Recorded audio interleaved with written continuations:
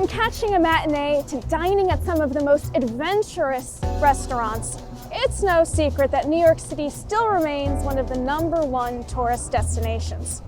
But it's also just as real that the tourism industry still is on a bumpy road to recovery.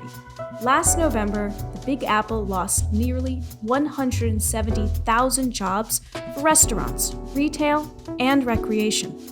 Amid Omicron concerns, supply chain worries, labor shortages, and inflation, there's a lot on the mind of a business owner right now.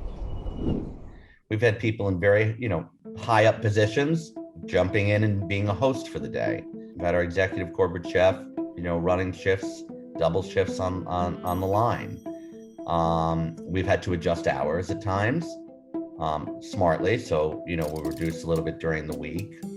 It's hard. It's that delicate balance of making sure we serve the guests, but we preserve the team and not just from getting sick, but just the mental anguish. The #1 issue: recruiting new hires, which could play into the Great Resignation.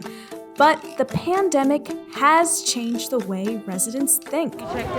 And for tourism, this year we welcome the age of the new traveler, folks planning on staying longer and local. The biggest change is the guest is not reliant on as many hotel services. Guests are not expecting for a room to be cleaned every day. We still clean rooms every day, but guests aren't expecting that for COVID.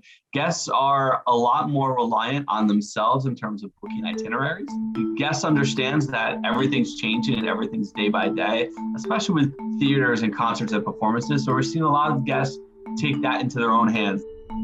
While New York City is welcoming its first hotel week, the discounts continue with 2-for-1 Broadway tickets. The Great White Way isn't the only attraction to check out.